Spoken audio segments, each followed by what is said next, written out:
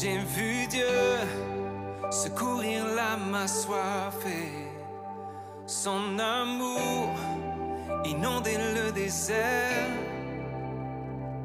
Ne me dites pas que ses bontés sont épuisées, ses merveilles remplissent l'univers. J'ai vu Dieu délivrer le condamné, l'accueillir de ses bras grands ouverts.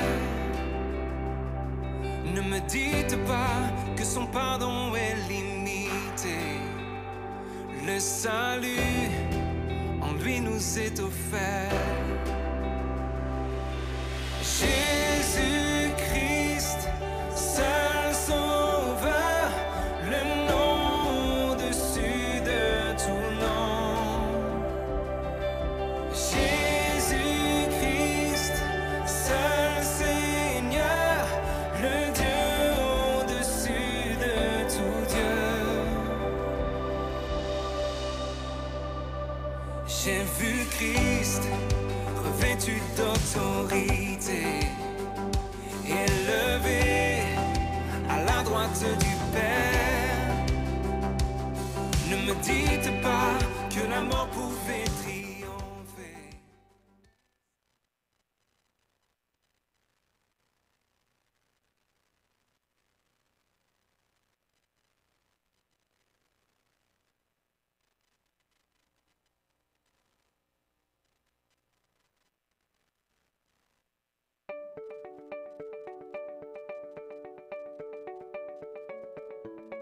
Bonjour, mon nom est Christian Paulus. Il me fait plaisir de vous souhaiter la bienvenue sur le site de diffusion de l'Église communautaire Mountain View.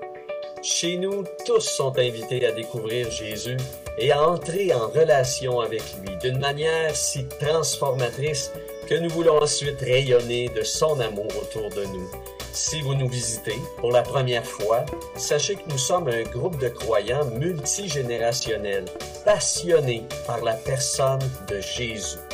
Les personnes associées à notre Église sont à différentes étapes de leur parcours de foi, mais pour nous, ce qui compte, c'est que chacun soit fortifié par l'Esprit de Dieu. Cheminez avec nous ce matin et vous verrez combien nous aimons chanter et partager les paroles inspirées que Dieu nous a données. Alors encore une fois, bienvenue à notre célébration et sentez-vous libre de nous témoigner votre présence ou encore de nous confier vos besoins de prière via le module de discussion attaché à cette transmission. Chers amis, chers invités, allons maintenant ensemble à la rencontre du Seigneur. Bonjour Église communautaire Mountain View. Comment ça va ce matin? Vous êtes de bonne humeur? Y en a-tu qui ne le sont pas? Non? Bon, parfait. C'est important de le dire si on ne l'est pas, par exemple. Il ne faut pas mentir là-dessus. Je voulais juste vous remercier. La semaine passée, vous avez prié pour ma fille qui était ultra malade. Et puis, sérieusement, là, on est passé d'un état de fièvre depuis 3 jours à quelqu'un qui vomit de la bile, du pus infecté. Puis, le lundi, je vous le dis, là, elle est venue magasiner, elle est allée au restaurant avec moi, elle était sur pied, la bonne humeur. Là, j'ai dit, t'es consciente que des antibiotiques, ça ne fait pas effet en moins de 24 heures, là, hein? Fait que là, elle était... Ben, ma foi d'abord. Moi, je vais la mettre, ma foi. Moi, je sais qu'il y a eu un miracle dans son corps. Puis je vous le dis, cette semaine, là, vraiment, il y a une joie. Là, elle retrouve une joie, une énergie que j'ai pas vue depuis très longtemps. Alors, merci beaucoup. Les miracles, s'il y en a qui ont besoin d'un miracle ce matin, là, le premier chant, c'est un chant qui parle de miracle. Puis, tu sais, des fois, là, moi, je fais juste, quand j'ai besoin d'un miracle, là, quand on loue, là, je ferme mes yeux, là, puis là, je m'imagine juste être dans les bras du Seigneur, puis qu'il y a sa main sur moi, là.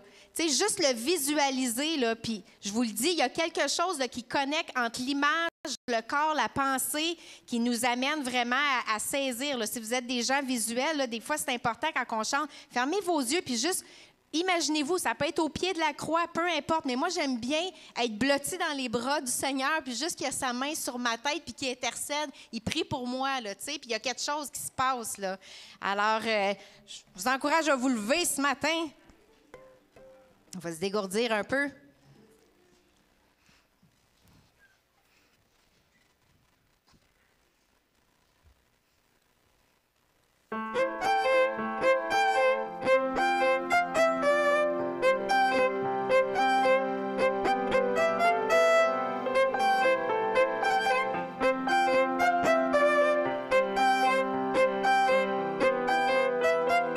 Tu transformas l'eau en vin, toucha les yeux de ta main, nul n'est comme toi,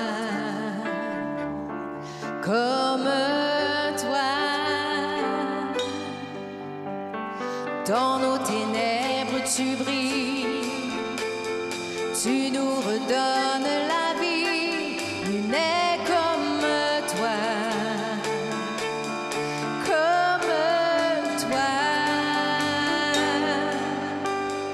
Dieu admirable, inébranlable, ton nom surpasse toute puissance. Dieu de miracles, incomparable, oh Dieu, oh Dieu.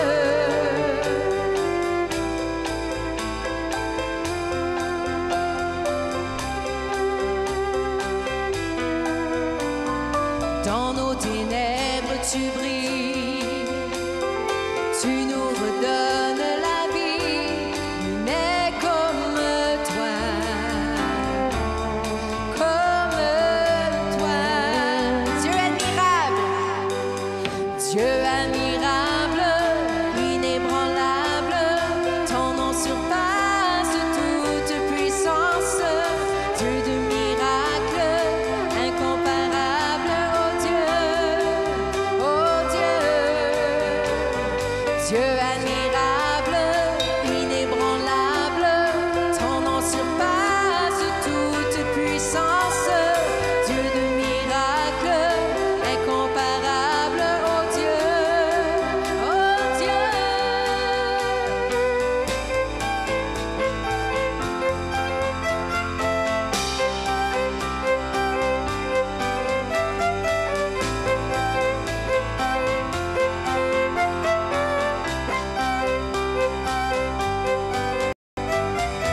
Si notre Dieu est pour nous, qui pourra nous arrêter? Et si Dieu est avec nous, qui sera contre nous? Si notre Dieu est pour nous, qui pourra nous arrêter? Et si Dieu est avec nous, qui sera contre nous? Si notre Dieu est pour nous, qui pourra nous arrêter? Et si Dieu est avec nous, qui sera contre nous?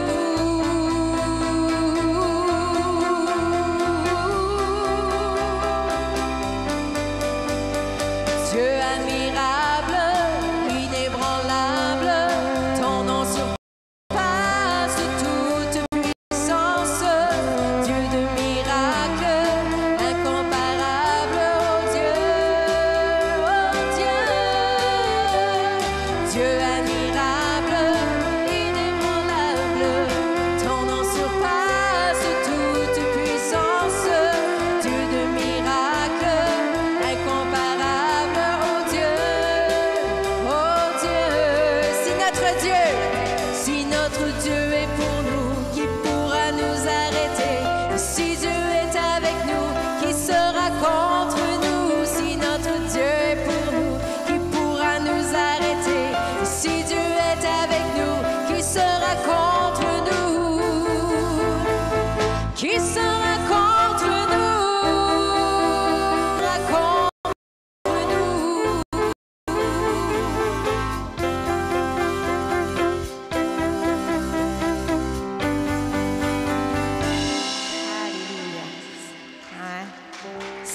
notre Dieu est pour nous, qui sera contre nous? Avez-vous une réponse à ça?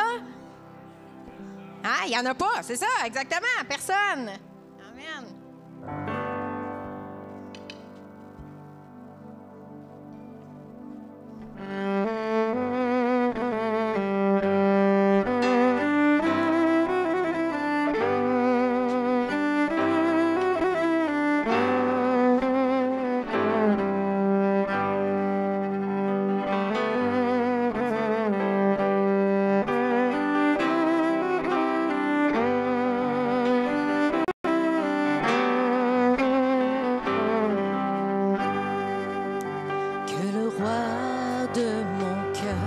Sois la montagne où je cours, la fontaine où je bois, oh il est mon chant de mon cœur. Sois l'ombre où je me cache, la rançon pour ma vie, oh il est mon chant. Tu es bon, bon. Tu es bon, bon, oh, tu es bon, bon, oh, tu es bon, bon, oh. Que le roi de mon cœur soit le vent dans mes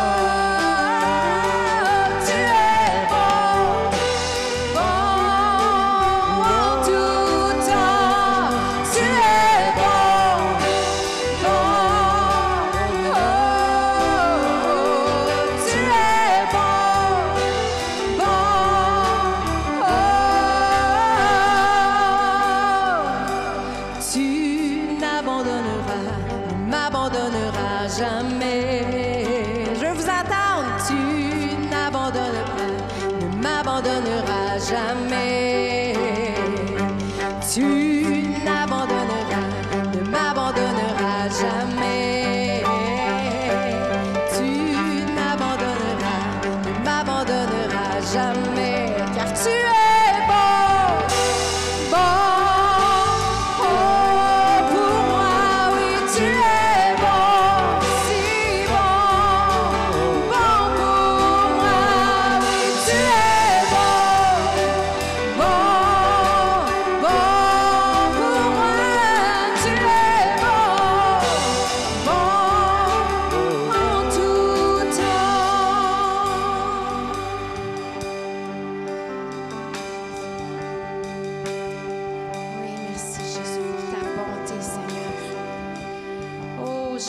quel point on est reconnaissant, Seigneur Dieu, pour chacune de tes bontés. Dans ta parole, Seigneur, ça dit « Compte les bienfaits de l'Éternel, mets-les tous devant tes yeux, et tu verras qu'en regardant combien le nombre en est grand. » Oui, Seigneur, peut-être qu'on a oublié des choses que tu as fait pour nous, mais alors qu'on te loue ce matin, alors que nos cœurs sont centrés sur toi, Seigneur, que tu puisses nous rappeler toutes ces fois, Seigneur, où on a goûté à tes bontés, Seigneur, où tu es venu à notre secours dans un moment de détresse, où on a crié à toi, Seigneur, et tu as entendu notre cri. Ça peut être une situation financière dans laquelle tu es intervenu, Seigneur, un emploi où tu nous as fait justice, où tu es venu nous guérir physiquement. Oh, combien la tête humaine est vite pour oublier, Seigneur. Mais notre âme ce matin te dit, je n'ai pas oublié. Je n'oublie aucun de tes bienfaits, Seigneur. Alléluia, Jésus. Alléluia. Alléluia, alléluia, alléluia. Vous pouvez vous asseoir si vous voulez. Le prochain chant, je l'avais dans ma liste, ma playlist de chants de cellulaire. Et puis, vous savez, là, ma mère qui s'est fait opérer un triple pontage là, récemment. Et puis, la veille, avant qu'elle se fasse opérer, je suis allée la voir à l'hôpital. Puis, j'étais en chemin pour l'Institut de cardiologie. Puis, à un moment donné, ce chant-là s'est mis à chanter. Puis, tu sais, veux pas, ton parent se fait opérer, une opération majeure. Tu te dis, bien que tu as confiance en Dieu, dans les médecins, tu te dis, c'est peut-être la fin aussi. Tu sais, on ne sait pas c'est quand notre heure. Ça aurait pu être ça. Et puis, tu sais, veux pas, on y pense. Puis, je suis venue comme émue parce que je me disais, wow, tu sais, ça serait quoi le chant qui la représenterait? Tu sais, si j'avais à faire l'éloge de ma mère et puis ce chant-là s'est mis à jouer. Puis, écoute, j'ai tellement pleuré en l'écoutant parce que je me disais, wow, ça, c'est vraiment l'emblème de la vie de ma mère. Je suis certaine que c'est ça qu'elle dirait, la croix seule me suffit. Puis, je chantais les paroles, puis j'entendais ma mère qui me répète, qui me disait tout le temps, tu sais, Dieu est suffisant. Dieu est suffisant. Puis, toutes les fois qu'elle traversait des épreuves, elle vous le dirait, la croix seule me suffit. Et puis, qu'on puisse vraiment le chanter. Puis j'espère que ça va être l'hymne de chacun de nous en tant qu'enfants de Dieu. Qu'à la fin de nos jours, on va pouvoir dire, on va pouvoir léguer à nos enfants, à nos amis, à nos parents que la croix seule pour nous, elle était suffisante. Elle était la réponse à toutes circonstances dans notre vie. Amen.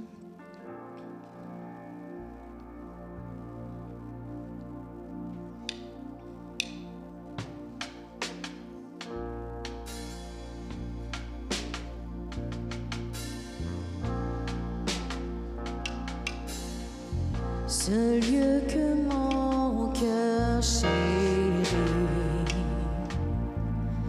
est l'espoir de mon âme, l'emblème de mon salut, cette croix à Golgotha. Comment pourrais-je expliquer ce grand amour pour moi, que Jésus fut crucifié pour me donner la vie.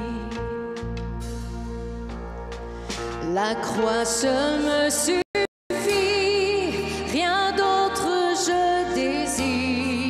Ce qui m'était si cher, je considère comme une perte afin de te connaître. Tout ce que je possède est pour moi sans valeur, car j'ai mesuré le prix et la croix seule me suffit.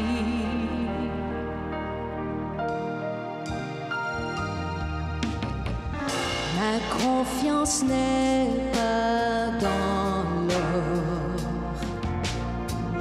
ni les richesses du monde. Ma confiance est en Jésus et en aucun autre nom. La croix seule me suffit, rien d'autre je désire. Ce qui m'était si cher, je considère comme une perte afin de te connaître. Tout ce que je possède est pour moi sans valeur, car j'ai mesuré le prix et la croix seule me suffit. Rien d'autre je désire. Ce qui m'était si cher, je considère comme une perte afin de te connaître. Tout ce que je possède est pour moi sans valeur, car j'ai mesuré le prix et la croix seule me suffit.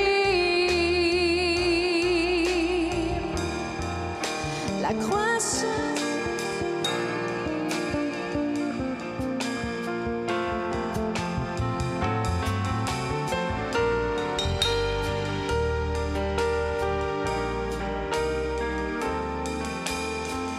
Quand à la fin de mes jours, je verrai mon Seigneur, que l'on puisse dire de ma vie, la croix seule me suffit. La croix seule me suffit. Rien d'autre je désire. Ce qui m'était si cher, je considère comme une perte afin de te connaître. Tout ce que je possède est pour moi sans valeur, car j'ai mesuré le prix et la croix seule me suffit. Oh, la croix seule me suffit. J'ai mesuré le prix. Oh, la croix seule me suffit. Jésus, tu me suffis.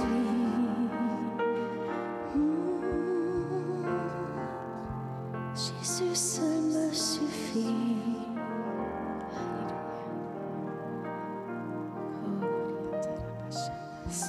Ce nom si merveilleux, alléluia. Ce nom si puissant. Oh Jésus, alléluia. C'est ce que tu as été chercher à la croix, Seigneur, qui nous suffit. La vie éternelle, la victoire sur l'ennemi. Tu es allé chercher les clés dans l'enfer, Seigneur, afin que nous soyons victorieux sur toutes les puissances des ténèbres, toutes les forces de ce monde dans les lieux célestes. C'est ce que tu es allé chercher à la croix, Seigneur. Merci, Jésus. Alléluia.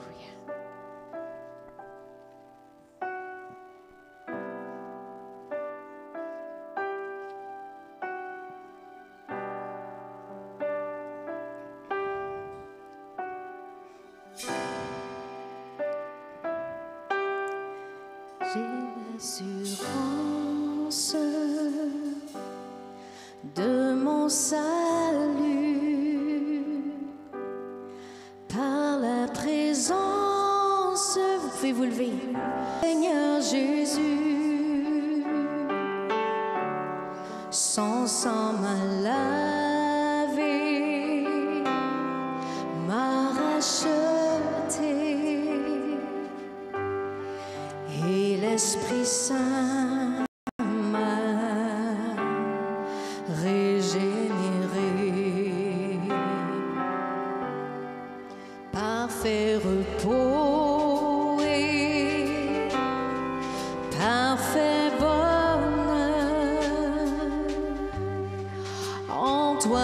sauveur, j'ai la paix du cœur. Je veille en attendant ton retour. Je suis comblée, sûre de ton amour. Tout le monde ensemble, c'est mon histoire,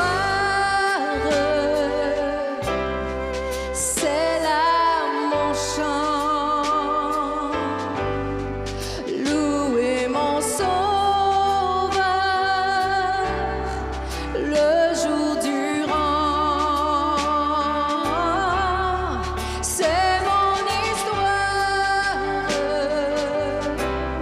c'est là mon chant.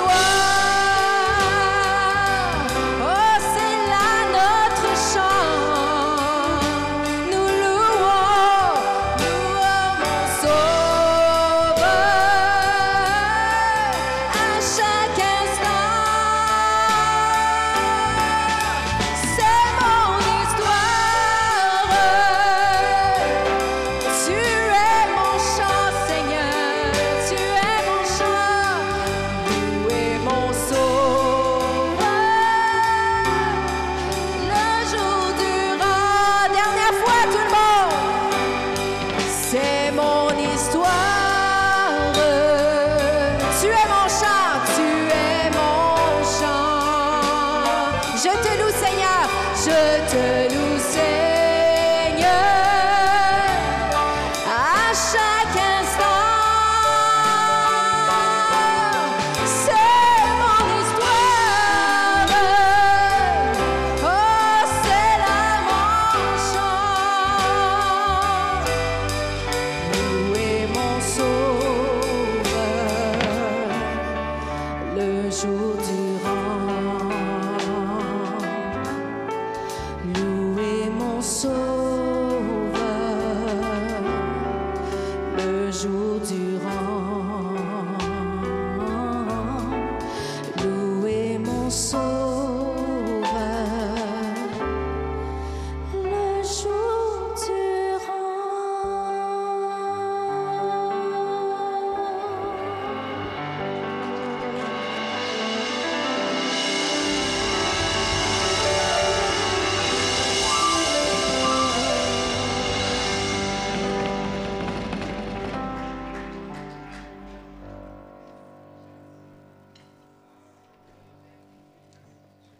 Seigneur. Alléluia.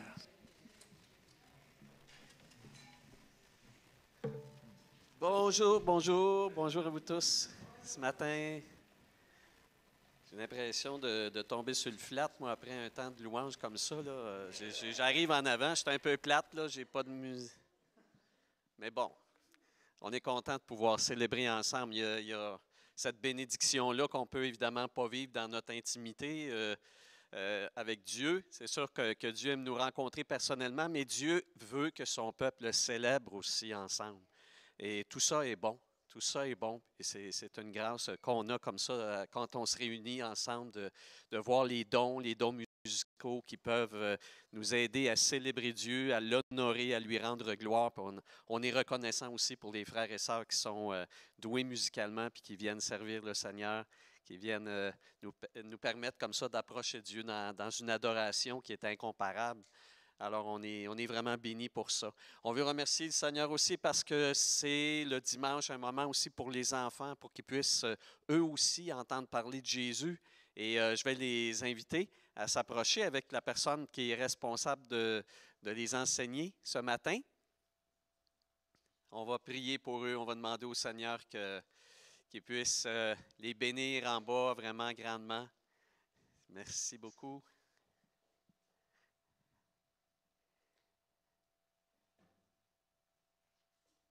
Noé, écoute sa musique, lui, quoi, là?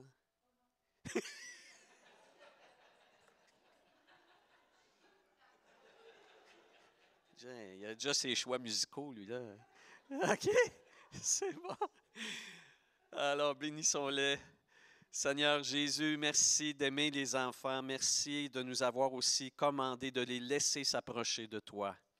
Et nous voulons que tu les prennes dans tes bras, que tu les bénisses, que tu leur fasses tout le bien que tu veux leur faire. Nous te prions pour celles qui, ce matin, vont leur apporter un enseignement, des paroles. De toute façon, Seigneur, parle à travers ces personnes-là, parle par ton esprit, parle au cœur et bénis ces enfants pour qu'ils puissent te connaître.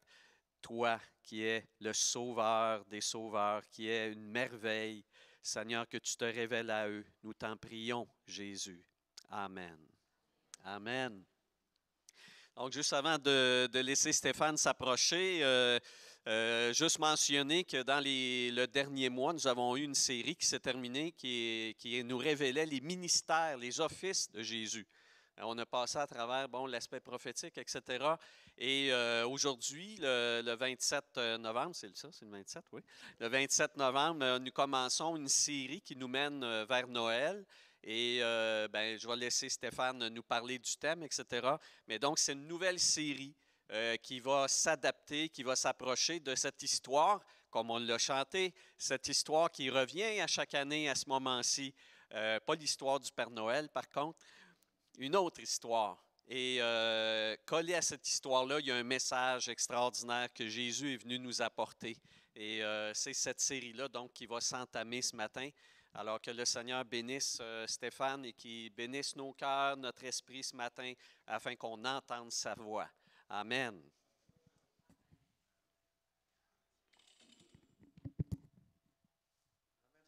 Matin, frères et sœurs.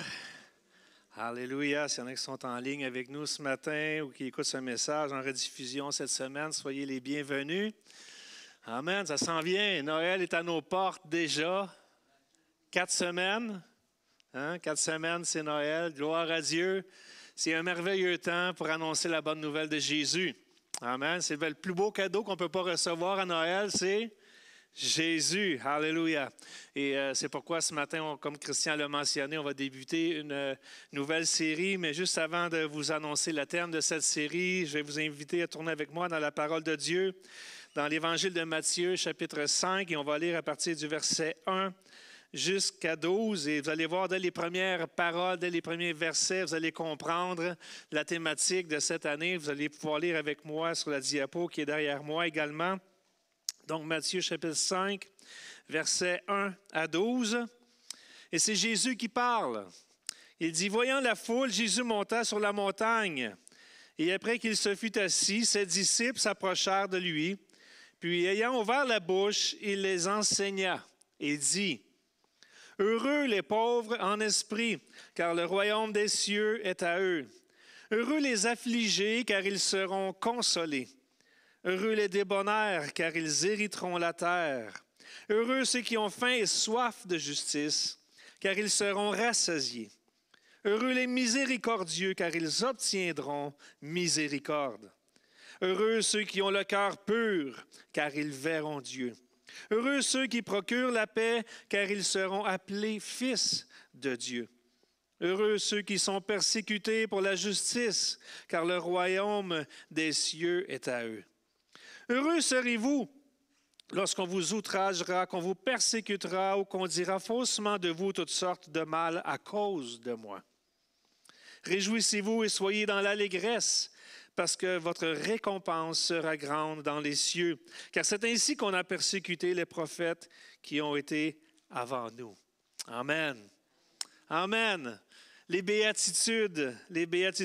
Comme Christian vient de le mentionner, on vient tout juste de terminer une série qui s'intitulait « Qui dites-vous que je suis ?» On a découvert à travers cette série de messages qui est Jésus, quels étaient ses ministères. On a parlé naturellement de Jésus comme étant le prophète, comme étant le pasteur unique, comme étant l'enseignant. Et on a vu différents aspects comme ça de qui était Jésus. Et puisque nous avons de la suite dans les idées, on pourrait poursuivre avec cette nouvelle série pour le mois de décembre en répondant à une autre question. Ou bien une autre suite logique. Qu'est-ce que Jésus est venu nous révéler? On dit qu'il est prophète, alors qu'est-ce qu'il est venu nous révéler? Qu'est-ce qu'il est venu nous prophétiser? Qu'est-ce qu'il est venu nous enseigner? Qu'est-ce qu'il est venu nous montrer? Eh bien, il est venu pour nous offrir le cadeau du bonheur. Le cadeau du bonheur. C'est le thème de notre prochaine série pour le mois de décembre. C'est le cadeau du bonheur. Naturellement, vous comprenez la thématique. On s'en va vers Noël et on a un merveilleux cadeau à offrir et on a aussi un merveilleux cadeau à recevoir qui est le cadeau du bonheur. Et on va voir à travers cette série-là des clés, des exemples où des choses qu'on met en pratique dans nos vies, des choses qu'on peut vivre à tous les moments de notre vie où on peut découvrir que Dieu est là, que Dieu est la source de notre bonheur. Est-ce qu'il y a plus beau cadeau à offrir ou à recevoir pour Noël que le bonheur, n'est-ce pas? On se souhaite souvent, là, rendu au 31 décembre, la santé, la prospérité. On se souhaite un paquet de bonnes choses et de belles bénédictions traditionnelles, mais quel beau cadeau que de celui de Jésus, de le recevoir, de le connaître, d'être en relation avec lui de manière personnelle. Je ne sais pas combien de temps l'humanité va encore pouvoir survivre à la manière dont ça se déroule présentement, au rythme auquel nous vivons, un rythme effréné de consommation, de performance, de stress et de toutes sortes de choses semblables. Un jour, savez-vous quoi? L'humanité va frapper un mur. On va frapper un mur, ça ne peut pas continuer continuellement comme ça. Ça va casser. Le système va finir par casser. La maladie, la dépression, l'épuisement, l'anxiété, les pensées suicidaires et j'en passe ne font pas partie du plan de Dieu pour nos vies et pour l'humanité non plus. Le plan de Dieu pour ta vie, pour ma vie ce matin, c'est un plan de bonheur. C'est ce que Dieu veut pour chacun d'entre nous. C'est ce que Dieu désire pour sa création, pour chaque personne sur cette terre. Peu importe son statut social, peu importe son origine, son ethnique, son origine ethnique, peu importe sa langue originale, peu importe où cette personne est située aujourd'hui, ce matin, Dieu a un plan de bonheur pour chacun d'entre nous. Est-ce que vous croyez cela ce matin? Dieu a un plan de bonheur. Donc, à partir de cette série sur les béatitudes, nous allons vous présenter une série d'indices qui vont vous permettre de découvrir ce cadeau, le cadeau du bonheur. On va déballer ensemble ce cadeau-là durant le mois de décembre. Alors, de semaine en semaine, on va faire une étude ensemble sur les béatitudes de Jésus, sur ce sermon que Jésus a fait avec ses disciples sur la montagne. Et on va découvrir ensemble ce cadeau merveilleux. Mais c'est quoi une béatitude au juste? C'est quoi une béatitude? Ça veut dire quoi, ça, ce mot-là? Une béatitude, c'est une joie complète. C'est une euphorie. Vous savez, quand on ressent de la joie, lorsqu'on est excité, le bonheur vient sur notre vie, lorsqu'il y a un événement, la naissance d'un enfant, par exemple, c'est un événement de bonheur. Le mariage, c'est un événement de bonheur. Et il y a plein de choses qui sont des événements de bonheur et on ressent la joie d'une manière spéciale durant ces moments-là, mais les béatitudes, ce sont des moments de bonheur que nous pouvons vivre avec le Seigneur. C'est le bonheur qui est reproduit, que produit lorsque nous sommes unis directement à Dieu. Ce bonheur-là, cette joie-là qu'on peut ressentir, elle vient de notre communion avec le Seigneur. Elle vient du fait que nous sommes unis à Jésus-Christ. Et à cause que nous sommes unis à Jésus-Christ, nous avons cette béatitude, nous avons ce bonheur-là, cette joie dans nos vies que le monde ne peut pas connaître. Une joie et une paix surnaturelle que le monde ne peut pas nous donner. C'est quelque chose que seul Dieu peut nous donner. C'est un cadeau unique de la part du Seigneur Jésus-Christ. Donc, avant de commencer, c'est quoi la béatitude? C'est ça, nous devons dans un état de joie. Et qui veut ça ce matin? Qui veut être dans la joie du Seigneur ce matin? Combien d'entre nous, on veut avoir la joie du Seigneur? Combien de gens autour de nous ont besoin d'avoir la joie du Seigneur? Lorsqu'on regarde autour de nous les gens que nous côtoyons, combien de gens vivent dans le stress, sous la pression et sur toutes sortes de difficultés, alors qu'ils pourraient se tourner vers Jésus et goûter ce bonheur si précieux. Wow! Mais pourtant, ça n'a pas l'air de ça. Quand je lis la liste de ce qui rend heureux dans le sermon sur la montagne, je trouve que des fois, ça peut sonner drôle à nos oreilles. Moi, je trouve que Jésus a une drôle de manière de débuter son ministère. Vous savez, Jésus est à ses débuts, et même s'il est à ses débuts, il est déjà beaucoup meilleur que chacun d'entre nous, mais Jésus vient tout juste de commencer son ministère. Il a fait le choix de ses 12 disciples. Et là, les gens commencent à le suivre un peu partout. Sa réputation déjà commence à se répandre. Et les gens cherchent à vouloir s'approcher de lui tranquillement. Et puis Jésus décide, à un moment donné, il est près de la montagne, il y a une foule qui le suit, puis il décide de prendre ses 12 apôtres pour faire une bonne séance de leadership avec eux autres.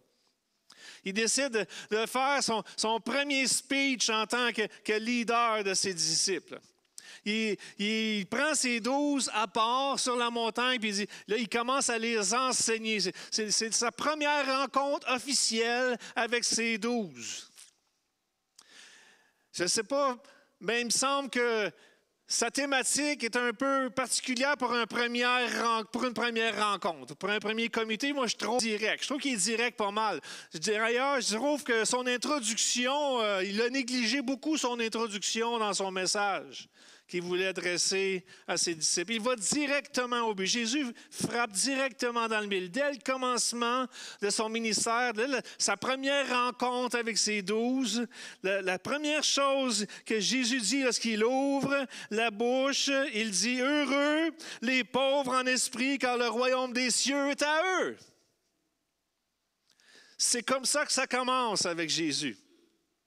C'est comme ça que ça commence. Et le commencement de toute chose, c'est là. Heureux les pauvres en esprit, car le royaume des cieux est à eux. Je ne sais pas quelle a été la réaction des disciples, mais la mienne ressemble à celle-ci. C'est que des fois, j'ai de la difficulté à faire le lien entre heureux et pauvreté. Parce qu'on regarde ça comme ça rapidement, là. Quand on lit ça, je ne sais pas, la première fois que vous avez eu l'occasion de lire la Bible, par exemple, que vous avez tombé sur ce verset, vous avez lu « Heureux les pauvres en esprit, car le royaume des cieux est pour eux ». Moi, ça faisait drôle, mais je ne comprends pas pourquoi. Pour moi, la pauvreté et le bonheur, ça ne va pas ensemble. Ça ne va pas. Il y a quelque chose, pour moi, c'est deux contraires. Oh, bien au contraire. Si tu veux être heureux dans la vie, je pense que tu dois... tous tes besoins doivent être rencontrés. Ça, c'est une bonne clé, il me semble, pour être heureux dans la vie, là, c'est que tous tes besoins soient rencontrés. Ça sonne drôle à mes oreilles. Mais je ne comprends pas où il veut en venir. Mais dans mon raisonnement humain, c'est comme ça. Il n'y a aucune chance que le pauvre soit heureux. Le pauvre que moi je connais, là, c'est celui qui manque de tout. C'est ça, un pauvre. C'est celui qui a la difficulté à joindre les deux bouts à la fin du mois. C'est pas drôle, ça. C'est pas le bonheur, là. Là, on approche de Noël en plus. Il y a toutes sortes de pressions financières qui vont arriver parce qu'on vit dans un monde de consommation. Là, les gens, même s'ils ne sont pas riches, là, même s'ils ont de la difficulté à joindre les deux bouts, moi, j'en connais. Là, moi, dans ma famille, là, moi, je ne viens pas d'une famille riche. Là, puis mes parents n'étaient pas riches, puis mes grands-parents étaient encore moins riches. Et puis, on a vécu des moments où, je me rappelle, moi, des paniers de Noël, des denrées comme ça qu'on reçoit à l'église, qu'on va pouvoir partager autour de nous, des gens qui en ont besoin. Moi, j'ai déjà vu quelqu'un venir porter un panier comme ça à la porte de chez moi. Quand j'étais plus jeune, j'ai connu mes parents vivre des moments difficiles. Puis même s'ils trouvaient la saison, c'était une saison difficile pour mes parents, voyez-vous, ils trouvaient quand même le moyen d'acheter un petit cadeau de Noël. Hein, c'était pas grand-chose. Vous rappelez-vous, dans le temps, ceux qui sont grands-papa puis grand-maman, là, un peu plus âgés que moi, hein, je me rappelle, ma mère était contente d'avoir un orange à Noël. Là. Il y en a qui ont connu ça. Hein? Il y en a qui ont connu ça. Avoir un orange à Noël, ça, c'était spécial d'avoir un orange à Noël. Aujourd'hui, ça ne marche plus, ça, là. Essayez pas ça. Un orange. À moins qu'il y ait un iPhone qui s'appelle Orange, peut-être, là, mais... Un téléphone cellulaire Orange. Mais un orange tout court, ce serait ordinaire, là. Mais il y en a des gens qui, même s'ils sont dans un moment de pauvreté, vont quand même se mettre beaucoup de pression pour pouvoir acheter même un petit quelque chose à leurs enfants. Pour moi, ce n'est pas le bonheur, ça. La difficulté à payer les factures, le logement, le vêtement, la nourriture, les études, les loisirs. On a inventé des termes pour décrire les pauvres, hein? On appelle ça le seuil de la pauvreté. Ou bien on parle de quartiers pauvres où les gens se réunissent, ou un secteur de la ville où c'est connu que ces gens-là qui vivent dans ce coin-là, ça c'est des pauvres qui sont là. C'est pas le coin du bonheur, là. C'est pas le quartier de la ville où il fait bon vivre. Donc je ne comprenais pas. Les riches, eux autres, pourtant, ils peuvent se payer tout ce qu'ils veulent. Et non les pauvres. Mais il y a une chose que les pauvres ont, que les riches n'ont pas. Savez-vous quoi? Qu'est-ce que les pauvres ont, que les riches n'ont pas? Ils reconnaissent qu'ils ont besoin. Et c'est ça la clé. C'est ça la clé du bonheur, de reconnaître que tu as un besoin. Les riches, les gens qui sont bien nantis, généralement, autour de nous, ils ne réalisent pas qu'ils ont besoin, qu'ils ont un besoin à combler. Parce que pour eux, ils peuvent tous se payer ce qu'ils veulent. Ils ont besoin de quelque chose, c'est pas long, c'est tout de suite, c'est commandé, c'est en ligne, c'est 24 heures livré à la porte, pas de problème. Si on n'en veut plus, on le retourne. Ils ne reconnaissent pas qu'ils sont dans le besoin, qu'ils sont dans le besoin. Mais les pauvres, eux, reconnaissent qu'ils ont des besoins. Les riches sont suffisants, ils n'ont pas besoin de rien. C'est pourquoi Jésus dit, en parlant du royaume de Dieu, « Heureux les pauvres en esprit, car le royaume des cieux est à eux. Et qu'il est plus facile à un chameau de passer par le trou d'une aiguille qu'à un riche d'entrer dans le royaume de Dieu. » Pourquoi? Pourquoi le pauvre a plus de facilité à entrer dans le royaume de Dieu que le riche? Ce n'est pas à cause qu'ils ont des biens ou qu'ils n'en ont pas. La question, c'est plus parce qu'il y en a un des deux qui reconnaît qu'il a un besoin, tandis que l'autre ne reconnaît pas qu'il a un besoin. Et c'est ça la clé pour rentrer dans le royaume de Dieu. C'est quand tu reconnais ta pauvreté en esprit, ton besoin, que tu deviens directement uni à Dieu. Si nous lisons le même texte d'introduction que nous avons lu tantôt, les Béatitudes, dans la version de la Bible du Sommeur, exemple, vous comprendrez la pensée de Jésus. Lorsqu'il parle d'être pauvre en esprit, il dira « Heureux ceux qui se reconnaissent spirituellement pauvres, car le royaume des cieux leur appartient. » Heureux ceux qui se reconnaissent spirituellement pauvres. Il faut reconnaître que nous sommes pauvres spirituellement pour entrer dans le royaume de Dieu. Jean-Baptiste avait compris ce qu'était la pauvreté spirituelle lorsqu'il a dit « Il faut qu'il croisse et que je diminue ». Jean-Baptiste avait compris ça, malgré que Jean-Baptiste avait un grand ministère. C'est lui qui baptisait les gens. Et les gens, les villes entières venaient à lui pour être baptisés. Et il a même eu le privilège de baptiser Jésus. Mais malgré tout cela, lorsque Jésus est venu à lui pour être baptisé, il a dit, « Je ne suis même pas digne. Je ne suis pas digne de faire ça parce que tu es trop grand pour moi, Seigneur. Moi, il faut que tu crois, c'est que moi, je diminue. C'est moi qui ai besoin d'être baptisé par toi. » En reconnaissant notre besoin de Dieu, savez-vous ce que la Bible dit? Le faible devient fort. Le pauvre devient riche.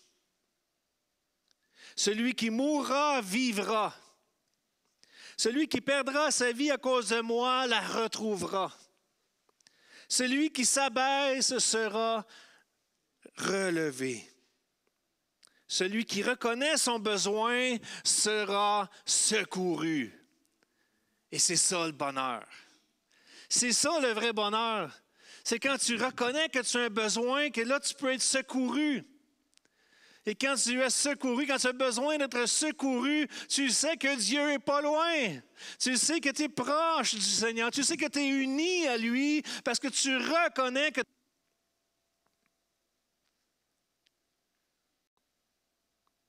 celui qui reconnaît ses besoins sera secouru. Cette béatitude-là, c'est la clé de toutes les autres.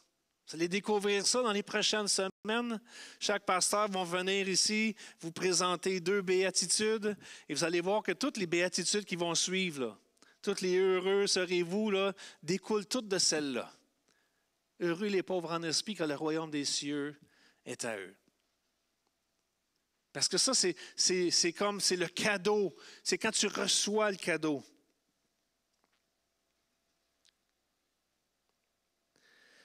C'est la première condition pour recevoir le royaume de Dieu. L'entrée du royaume de Dieu est la première condition. Tout le reste dépend de cela. C'est comme si lorsque Dieu s'approche de toi pour t'offrir ce cadeau du bonheur, tu lui tends les mains pour le recevoir. Quand tu reconnais que tu en as besoin. Quand tu reconnais que tu as besoin de Jésus dans ta vie, qui est la source du bonheur. Dieu vient, et là, il vient, il s'approche de toi avec ce cadeau. Puis le premier geste que tu dois faire pour découvrir le bonheur, c'est de le recevoir. C'est de l'accepter, ce cadeau-là. Après ça, un coup, tu l'as dans tes mains, mais là, tu peux commencer à le déballer. Tu peux commencer à checker pour voir c'est quoi qu'il y a dedans. Qu'est-ce qui se cache à l'intérieur du cadeau. Mais tu ne peux pas savoir ce qu'il y a dans le cadeau aussi longtemps que tu ne l'as pas pris dans tes mains. Si tu veux le déballer, si tu veux découvrir ce qu'il y a à l'intérieur, tu dois premièrement l'accepter, ce cadeau que Dieu t'offre. Il reste juste à le déballer. Et c'est là qu'on rentre dans notre deuxième béatitude ce matin. Heureux les affligés, car ils seront consolés. Heureux les affligés, car ils seront consolés. Les affligés, c'est ceux qui pleurent. C'est ceux qui sont dans le deuil. Ceux qui se lamentent parce qu'ils sont dans la douleur, dans l'affliction. Alors pourquoi sont-ils heureux? Comment on peut être heureux lorsqu'on vit des moments comme ça? Parce qu'ils seront consolés. C'est ça que Jésus a dit. Quand tu vas être dans un moment, lorsque tu vas être affligé dans ta vie, lorsque tu vas être triste, lorsque tu vas vivre un moment de deuil, lorsque tu vas vivre un moment de tristesse, quand tu vas pleurer, là, quand tu vas te lamenter sur une situation qui frappe ta vie, sache que tu seras consolé. Non? Ça ne vous fait pas plaisir, ça, d'entendre ça? Hey, on va être consolés. Dieu ne veut pas qu'on reste là. Dieu s'intéresse à nous. Lorsqu'on vit des moments comme ça, Dieu est là. Dieu ne souhaite pas ça à personne. Il ne désire pas cela. Il ne veut pas que tu restes dans cet état. Mais il y a des moments dans la vie, c'est comme ça, c'est difficile. Et puis si on ne les choisit pas, on ne court pas après nécessairement. Mais il y a des moments comme ça dans la vie. Il arrive même que dans tes pensées, tu t'imagines que ça finira jamais. Avez-vous déjà vécu un moment comme ça, de découragement intense, d'une fatigue ou bien d'une maladie, où il y a quelque chose qui se passe dans ta vie, tu te dis, je m'en sortirai jamais de ça. Je ne serai jamais délivré de ça. Ça vous est déjà arrivé, ça? Tu vas dire, wow, je ne sais pas ce qui va arriver. On dirait que tu vois juste ça dans ta vie. Quand tu vis une situation difficile, on dirait que tu vois juste ça, que tu penses juste à ça. Que tout ce que tu vois autour de toi te fait penser à cette situation-là. On dirait que tu t'en sortiras pas. On dirait que tu es comme dans un piège. On dirait que tu es lié là-dedans. On dirait qu'il n'y a plus de lumière. On est complètement saisi par cette situation-là. Il y a des moments comme ça, c'est difficile. Êtes-vous présentement dans un moment comme celui-là? Peut-être avez-vous déjà connu cela, mais êtes-vous présentement dans un moment comme celui-là? Vous dites, Seigneur, moi je ne sais pas où ce que tu es, Seigneur. Bonne nouvelle. Dieu est là dans nos afflictions. Alléluia. Dieu est là. Même si on ne le voit pas, si on ne le sent pas, on ne l'entend pas, on le sait, on peut faire confiance. Seigneur, on sait que tu es là. Heureux, parce que nous serons consolés. Jean chapitre 16, versets 20 et 21 nous dit ceci. C'est Jésus, encore une fois, qui parle. Il dit, en vérité, je vous le dis. Vous pleurerez, vous vous lamenterez, et le monde se réjouira. Vous serez dans la tristesse, mais votre tristesse se changera en joie. La femme, lorsqu'elle enfante, éprouve de la tristesse parce que son heure est venue. Mais lorsqu'elle a donné à jour à l'enfant, elle ne se souvient plus de la souffrance à cause de la joie qu'elle a de ce qu'un homme est né dans le monde. Voyez-vous, c'est un bel exemple, ça, c'est une belle image. Que le Seigneur nous parle comme si, oui, on sait qu'il y a des situations difficiles qui vont arriver dans la vie. Il y a des deuils qu'on va vivre. Il y a des maladies qu'on va devoir affronter. Il y a toutes sortes de choses qui nous arrivent dans la vie. et qu'on n'a pas choisi, encore une fois, même si je me répète. Mais Jésus, il fait cette comparaison comme à la femme qui est sur le point d'accoucher. Ceux qui ont déjà accouché, vous le savez, là, moi, ça ne m'est jamais arrivé. J'ai souffert un peu, mais pas beaucoup.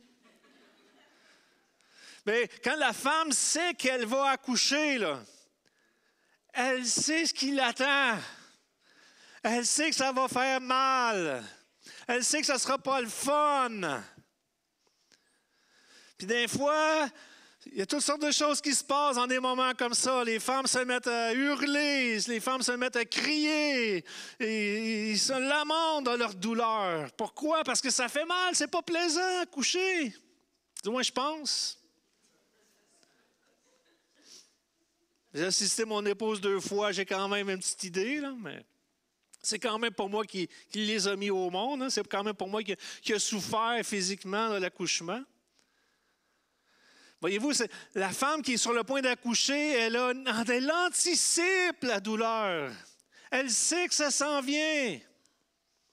Mais lorsque l'enfant est né, elle en oublie toutes les douleurs qu'elle vient de traverser.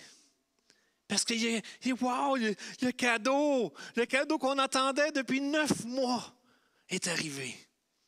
N'est-ce pas merveilleux? Et là, on oublie tout d'un coup les douleurs. Les douleurs de l'enfantement. C'est un peu comme ça. Jésus a connu ces choses-là. Il y a des moments de tristesse de toutes sortes dans la vie. Tu sais que ce moment-là approche et tu sens les taux se resserrer, mais tu n'as pas le choix, tu dois passer à travers. Tu dois faire face à cette situation-là. L'angoisse, la douleur, la peine, les pleurs, parfois, sont inévitables. Jésus a connu cette angoisse lorsqu'il était dans le jardin. Il savait que son heure était venue. Il savait que son heure était venue. Il savait qu'il serait crucifié sur la croix. Et dans l'Évangile de Luc nous rapporte qu'à un moment donné, il était tellement dans la douleur, tellement dans l'angoisse face à ce qui s'en venait pour lui dans sa vie, que même sa sueur est devenue comme des grumeaux de sang. Tellement sa souffrance était intense dans sa vie. Mais il choisit de passer à travers cette épreuve. Il n'y a pas de bonheur là-dedans, dans cette souffrance-là. Mais le bonheur se trouve lorsque Jésus vient te consoler dans ta détresse. Il n'y a pas de bonheur à ressentir la douleur. Si on avait le choix, je suis certain qu'on éliminerait toutes les douleurs de nos vies. Sûr, moi le premier. J'aimerais ça, avoir une vie là, sans problème. Sans stress. Jamais avoir besoin de rien. Juste vivre. Wow, ça serait-tu le fun? Ça va être comme ça au ciel. Dans le royaume de Dieu, ça va être comme ça, frères et sœurs. On n'aura plus à se casser la tête avec rien. Mais là, il faut se rendre là. C'est ça l'affaire, là. C'est qu'il faut s'y rendre. Et pour s'y rendre, il faut déballer ce cadeau. La consolation de Dieu, sa grâce dans l'affliction, sa présence à nos côtés. C'est ça qui nous console ce matin. C'est ça qui nous donne le bonheur. La consolation de Dieu. Comme les traces, comme les traces de pas dans le sable quand tu penses que tu es le seul et que tu réalises que ce sont les siennes alors qu'il te porte. Quelle image! Parfois, tu penses que tu es seul dans ton épreuve. Tu penses qu'il n'y a personne qui comprend ce que tu vis. Tu penses que tu t'en sortiras jamais. Tu penses que Dieu n'est pas là. Mais c'est lui qui te porte. C'est lui qui te porte. Dans 2 Corinthiens, chapitre 1, versets 3 à 7. « Béni soit Dieu, le Père de notre Seigneur Jésus-Christ, le Père des miséricordes et le Dieu de toute consolation, qui nous console dans toutes nos afflictions, afin que par la consolation dont nous sommes l'objet de la part de Dieu, nous puissions consoler ceux qui se trouvent dans quelques afflictions. Car de même que les souffrances de Christ abondent en nous, de même notre consolation abonde par Christ. » Si nous sommes affligés, c'est pour votre consolation et pour votre salut. Si nous sommes consolés, c'est pour votre consolation qui se réalise par la patience à supporter les mêmes souffrances que nous endurons. Et notre espérance à votre égard est ferme, nous dit Paul, parce que nous savons que si vous avez part aux souffrances, vous avez part aussi à la consolation. Le cadeau du bonheur, c'est un merveilleux cadeau. Le cadeau du bonheur, c'est le plus beau cadeau qu'un être humain peut recevoir. Et alors que je vais inviter les musiciens à s'approcher tranquillement, vous savez que ce cadeau du bonheur, c'est un chemin, c'est un parcours. C'est un parcours, c'est une aventure qui nous conduit directement au royaume de Dieu. Et pour y parvenir, il faut d'abord accepter ce cadeau. Il faut d'abord accepter ce cadeau. Reconnaître notre pauvreté spirituelle. Reconnaître qu'on a besoin de Jésus. On a besoin de lui. Sans Jésus, nous ne sommes rien. Nous ne sommes rien ce matin sans lui. Rien. Nous sommes perdus. Ceux qui se reconnaissent spirituellement pauvres, car le royaume des cieux est à eux. Ça leur appartient. Reconnais ton besoin de Jésus ce matin. Si ce n'est pas déjà fait ce matin dans ce lieu et que tu vis une situation difficile, reconnais premièrement ton besoin de Jésus. Peut-être que tu écoutes ce message ce matin ou en rediffusion en ligne cette semaine. Si tu écoutes ce message, reconnais ton besoin de Jésus. C'est la clé pour entrer dans le royaume de Dieu. Si oui, tu veux le reconnaître ce matin. Si oui, tu veux lui dire, Seigneur, j'ai besoin de toi. Je reconnais que j'ai besoin de toi. Dis-lui dans tes propres mots. Le Seigneur va comprendre. Dieu, il sonde les pensées de nos cœurs ce matin. Dieu sonde les pensées de nos cœurs. On n'a pas besoin de faire une prière religieuse là, conduite par un apôtre exceptionnel qui va venir vous faire une prière pour que vous puissiez être sauvés, que vous puissiez reconnaître que vous avez besoin de lui. Vous n'avez pas besoin de ça. Vous avez juste besoin de lui parler, de lui dire dans vos propres mots. Et Dieu va détourner son regard, va tourner son regard sur toi. Prêtez attention à ta parole. Le verset que j'aime beaucoup dans la parole de Dieu, il dit « Lorsque un malheureux crie, l'Éternel entend. » L'Éternel entend. Je me rappelle du jour où j'étais chez moi, dans la détresse. J'avais 21 ans à l'époque. J'étais dans une situation désespérée. Je me sentais exactement comme celui qui marchait sur le sable. Je ne voyais pas d'espoir. Je ne voyais pas de lumière. Je me disais, je vais mourir comme ça. Et puis à un moment donné, j'ai crié à Dieu. Je ne sais pas pourquoi j'ai fait ça. Probablement que j'étais vraiment rendu à la dernière des solutions. J'avais probablement tout essayé. J'ai essayé par mes propres forces. J'ai vraiment voulu, j'ai vraiment essayé, mais je n'étais pas capable. Je n'étais pas capable de me sortir de cette situation-là. Puis alors que j'étais chez moi, j'ai crié à Dieu. J'ai dit, Dieu, si vraiment tu existes, tu vas me sortir de là. C'est tout ce que j'ai dit. Je pense pas que j'ai été super spirituel dans ma prière. Là. Je ne sais pas même si c'est ces vrais mots-là que j'ai utilisés. Je ne sais pas, j'ai lancé 2-3 mauvais mots à travers de ça. Mais je sais une chose, par contre, c'est qu'il m'a entendu. J'ai reconnu que j'avais besoin. J'ai dit, Seigneur, si Dieu t'existe, là, sors-moi de là. Et puis ça a pris quelques jours. J'ai croisé un ami au travail, j'ai déjà rencontré ce témoignage-là. Je ne vais pas refaire mon témoignage ce matin, mais j'ai rencontré un ami au travail qui était chrétien et qui m'a invité à l'église. Et pour la première fois de ma vie, j'ai mis les pieds dans une église semblable à celle-ci. Et là, quelqu'un m'a offert un cadeau. Le cadeau du bonheur. Quelqu'un m'a offert, Dieu m'a offert le cadeau du bonheur. Il m'a donné une opportunité que je ne pouvais pas laisser passer. C'était le deal du siècle. C'était pas le vendredi fou, là, mais presque. Ouais, c'était plus un vendredi saint. Ça, c'est bon, ça. C'était Pâques, pas mal. Mais j'ai dit oui à ce cadeau. Et ma vie a été complètement changée, complètement transformée. Heureux les pauvres en esprit. J'en étais un. Et je le suis encore.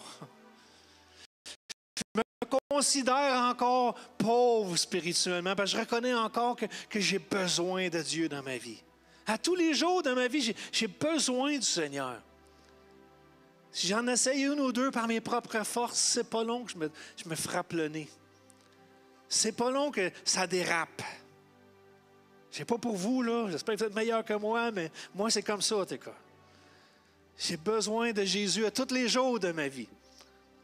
Je fouille souvent dans la boîte du cadeau. Heureux les pauvres en esprit, parce qu'on reconnaît qu'on a besoin de Dieu.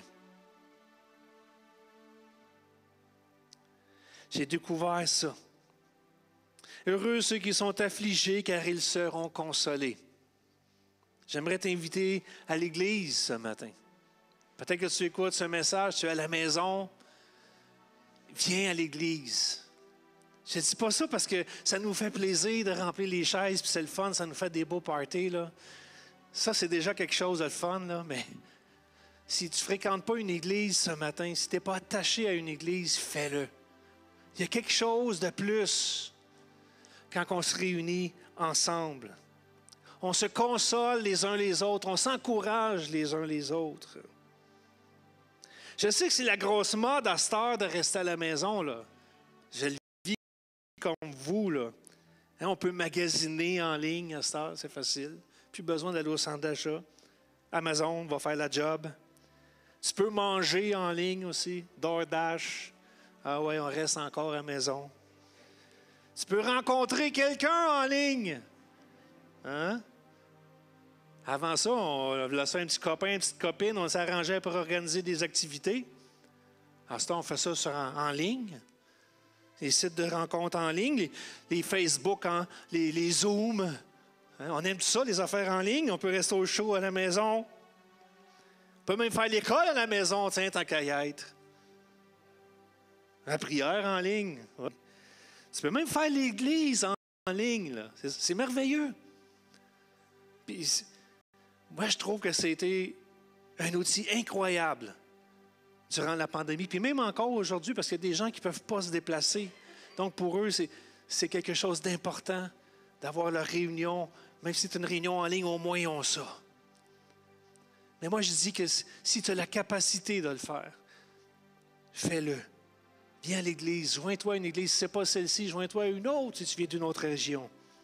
Mais la vie chrétienne, à la base, n'est pas faite pour être vécue en ligne. Même si dans certaines circonstances, ça peut être pratique à cause des limitations, certaines limitations physiques. Mais quand on est ensemble dans un même lieu, il y a quelque chose de plus. Il y a quelque chose de plus. Quand on est ensemble, il y a la bénédiction du Seigneur. Il y a tous les versets qui nous parlent de les uns les autres. Et ça, c'est merveilleux. Vous savez, il n'y a pas personne qui veut fêter Noël en ligne, hein? On veut tous être avec nos familles, hein, Noël? Alors ça, il n'y a pas question qu'on fait ça en ligne, Noël. Moi, je vais y aller voir ma famille. Il n'y a rien qui va m'empêcher d'aller voir ma famille. Mais il n'y a rien qui devrait vous empêcher de venir voir la famille du Seigneur aussi. C'est parce que la famille, c'est la famille. Seigneur Dieu, je prie ce matin, Seigneur, que tu parles à nos cœurs. Seigneur, on a tellement besoin de toi, Seigneur Jésus. Je prie, Seigneur. Je prie, Seigneur Dieu, qu'il y en a qui puissent découvrir ce cadeau merveilleux. Le cadeau du bonheur, Seigneur. Qu'ils puissent découvrir, Seigneur, cette relation avec toi qui procure ce bonheur malgré toutes les circonstances de la vie. Je prie, Seigneur, que tu viennes consoler ceux qui sont affligés ce matin. Il y en a qui vivent des mauvais moments, qui passent des mauvais quarts d'heure, qui sont dans le tordeur de la vie. Mais je prie qu'à travers ces souffrances, à travers ces difficultés, qu'ils puissent te découvrir, toi. Qu'ils puissent s'accrocher à toi, qu'ils puissent développer leur relation avec toi encore plus. Parce que tu dis, Seigneur, qu'heureux celui qui est affligé, car il sera consolé. Et console ce matin, Seigneur, ceux qui ont besoin de toi. Je le prie ce matin. Au nom de Jésus. Au nom de Jésus.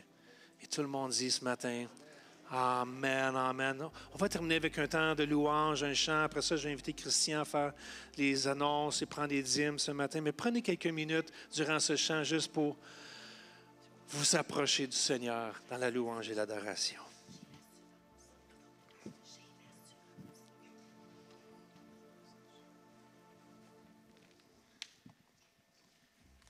Pendant que les musiciens se préparent, est-ce que vous savez pourquoi Jésus a justement angoissé? C'est la seule fois dans la Bible, dans le ministère là, de Christ, là, c'est la seule fois qu'il y a eu une peur, qu'il y a eu une angoisse. Est-ce que vous savez pourquoi?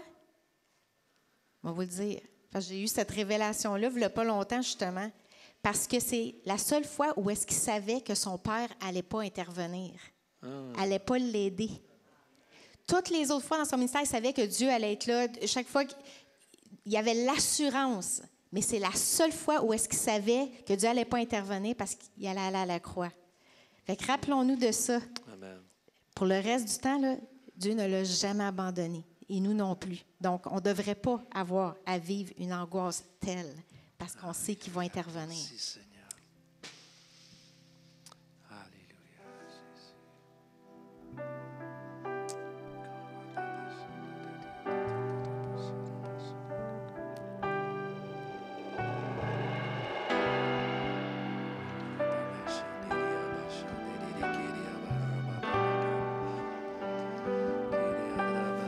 J'ai l'assurance de mon salut par la présence du Seigneur Jésus. Son sang m'a lavé, il m'a racheté. L'Esprit Saint m'a régénéré. C'est mon histoire, c'est là mon chant.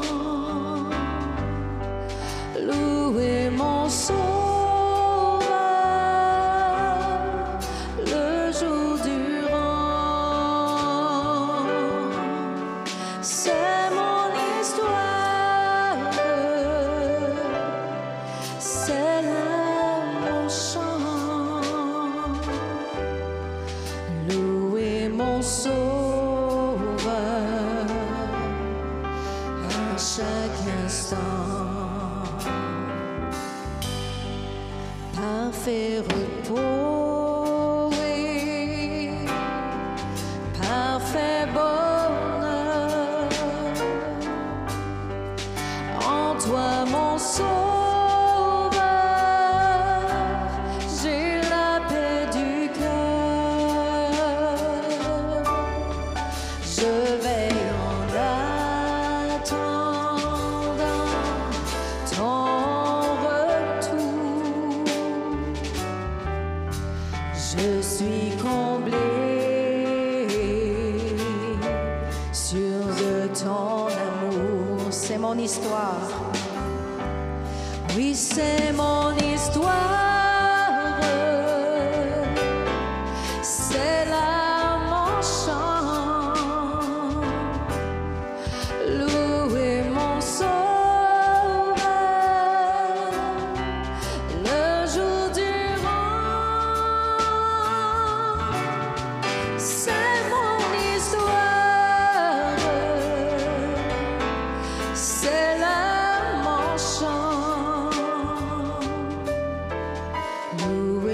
mon sauveur, le jour durant. Encore une dernière fois, c'est mon histoire. Oui, c'est mon histoire. C'est là mon chant. Louez mon sauveur, le jour durant. C'est mon histoire. C'est là mon chant. Louez mon sauveur à chaque instant. Louez mon sauveur à chaque instant. Louez mon sauveur à chaque instant.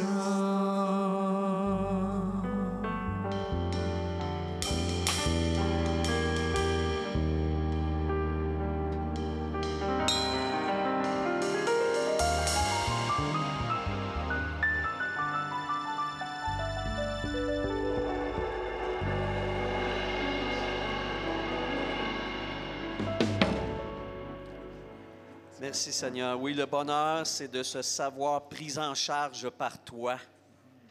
Le bonheur, c'est de se savoir pris en charge par toi. Seigneur, nous voulons te rendre gloire parce que tu prends bien soin de nous. Mais tu veux qu'on te demande, tu veux qu'on soit toujours dans cette relation d'enfant à parent. Et on veut te demander, Seigneur, quand nous avons tant besoin. Et on veut aller dans tes bras quand on pleure parce que toi seul peux vraiment nous consoler. Merci, Papa, de prendre soin de nous. Nous te bénissons. Seigneur, nous prions aussi pour ces offrandes. Nous voulons te demander de les faire fructifier pour ta gloire. Merci de pourvoir à nos besoins, alors que cette part-là te rende honneur aussi et avance ton règne. Nous te le demandons dans le nom de Jésus. Amen. Puis vous asseoir quelques instants. Je vais inviter donc les préposés aux offrandes à commencer à recueillir les offrandes parmi nous. Sentez-vous à l'aise, évidemment, si vous nous visitez, c'est le privilège des membres, des frères et sœurs qui sont fidèles à l'Assemblée de pourvoir aux besoins. Vous pouvez y aller pour ramasser les offrandes parmi nous. Merci.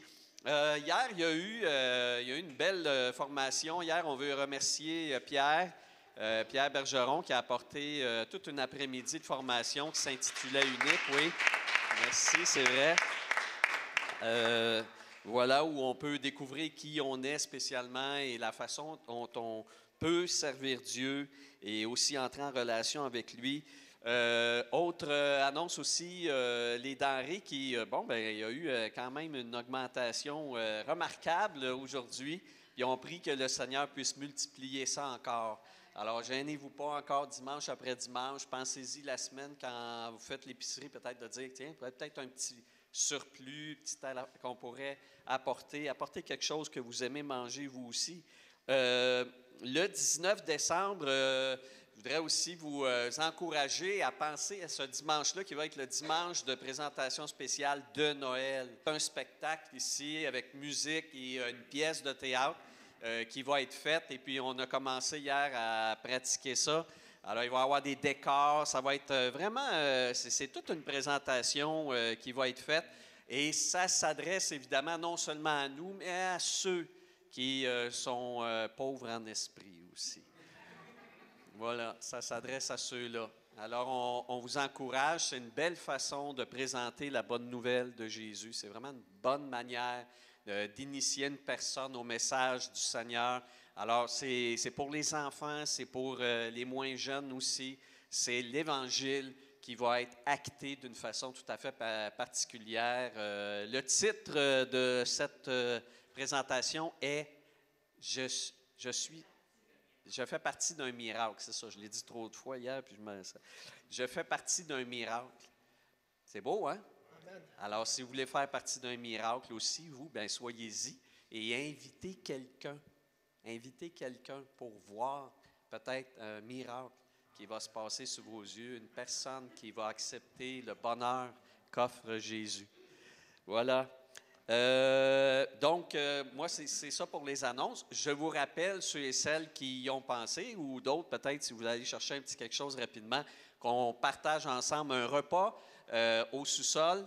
Et c'est là qu'on va se rendre dans quelques instants. Évidemment, on peut prendre le temps de se saluer les uns les autres, mais sans tarder non plus. Sentez-vous à l'aise de descendre avec votre lunch et puis on va avoir l'occasion de prendre le temps de jaser ensemble. Des fois, on n'a pas toujours le temps après la réunion, mais d'avoir du temps dans la communion fraternelle. Donc, ça va suivre en bas. Prions ensemble une dernière fois. Je vous invite à vous lever. Seigneur, nous ne voulons pas nous lasser de nous élever vers toi pour te louer, pour te remercier, pour te demander, pour t'appeler sur nous, Seigneur, parce que aussi tu nous as demandé d'être ta lumière dans le monde, d'être le sel de la terre, comme Jésus l'a dit, d'être tes représentants. Et Seigneur, nous te demandons que cette Église, que cette communauté brille pour toi. Nous demandons que chacune d'entre nous, nous soyons une flamme par la puissance de ton Saint-Esprit. Viens, Seigneur, remplis-nous, non seulement pour nous-mêmes, pour que nous soyons dans ce bonheur que Jésus amène, mais que également nous puissions irradier de ce bonheur-là autour de nous, que nous soyons lumière, que nous soyons porteurs de la bonne nouvelle. Agis, Seigneur, dans notre communauté afin que nous soyons des témoins qui te réjouissent, toi, et qui te rendent honneur. Nous te le demandons au nom de Jésus. Amen. Amen. Bon dimanche, bonne semaine. Et si vous avez l'occasion de rester avec nous, bonne communion fraternelle dans quelques instants. Au revoir.